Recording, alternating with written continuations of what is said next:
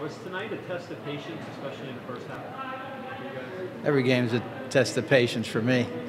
I'm not really sure what you're driving at, but we didn't play really well in the first half. I could tell you that. You know, I was unhappy with our possession. I thought we played into their style, which is, hey, hit a long ball and we'll head it out, and we did that a little bit too much. So, you know, at halftime we talked about putting the ball on the ground and moving it around, and you know that Cali shouldn't just kick everything long. We needed to build out of the back a little bit more, and so I don't know if that's what you're talking about, but that's what we needed to do, because the first half wasn't a pretty half for us. We cannot compete with a team that size and that good defensively in the air, and we proved that tonight.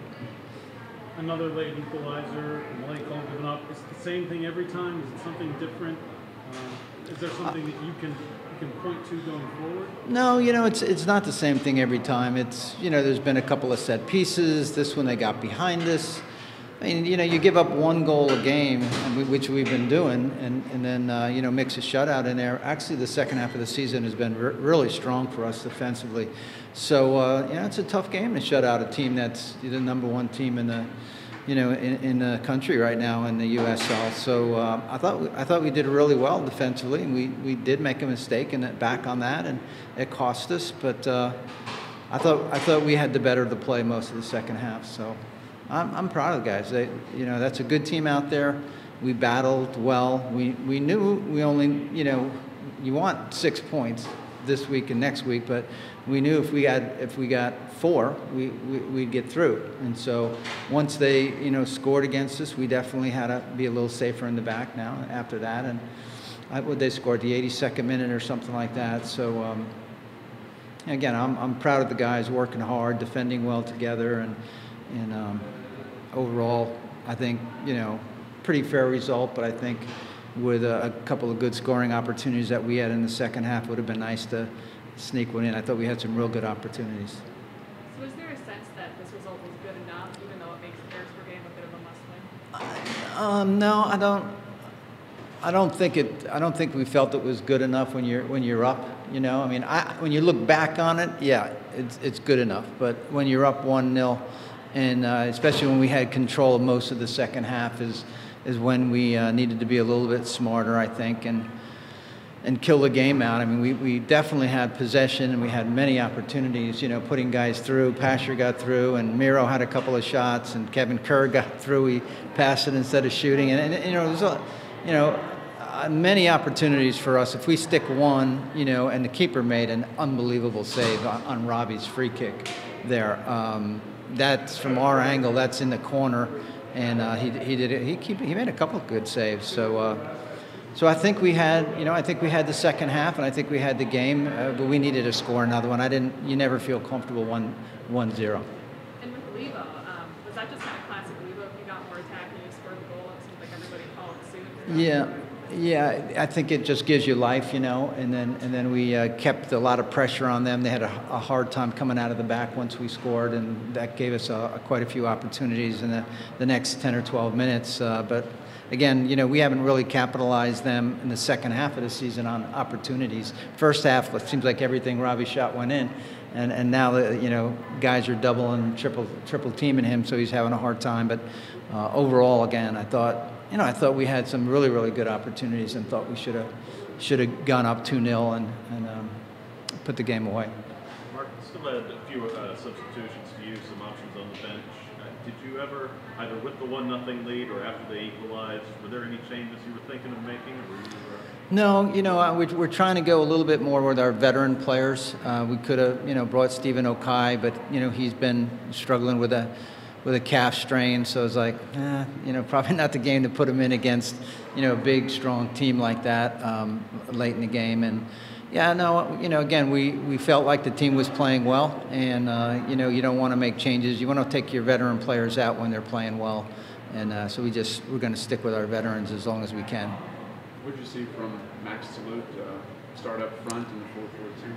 Yeah, he definitely, we know he can get behind, and he did. He got behind a few times, and you know, it just he got his shot blocked on one, and I think he dribbled a little bit too much on the other. And so he definitely has some ability. All year we're just trying to get him to play a little bit simpler and use his speed more instead of coming, underneath and trying to possess. So we've been working on that, and I thought he did that pretty good the other day, and now so we get him out there again tonight, and he was dangerous. He was pretty dangerous for us. Need a little bit more out of him.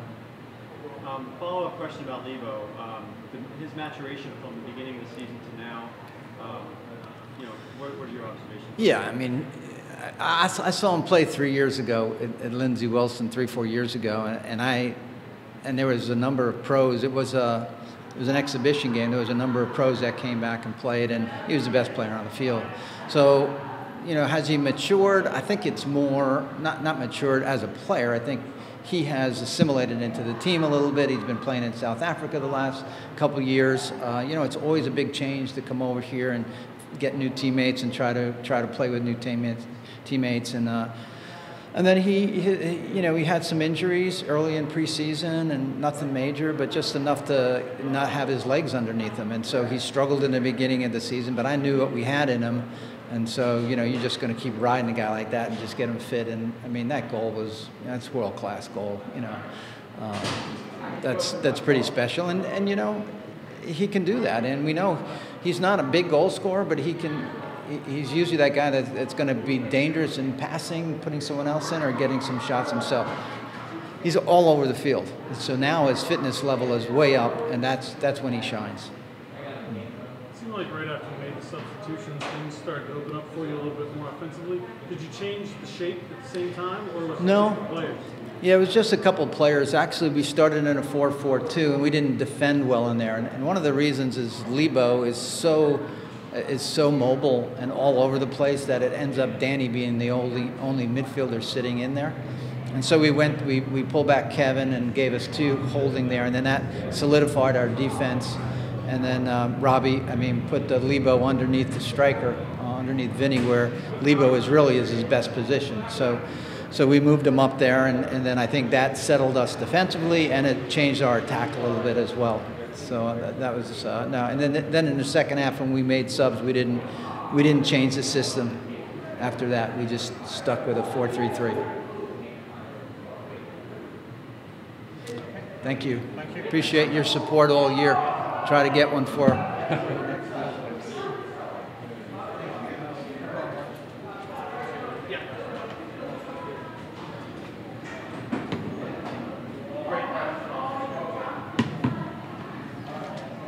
Going? Questions? Okay. When Rochester comes in, they're going to throw guys like Dos Santos for you, big, strong guys. Are you pretty happy with the way the back line responded to that today?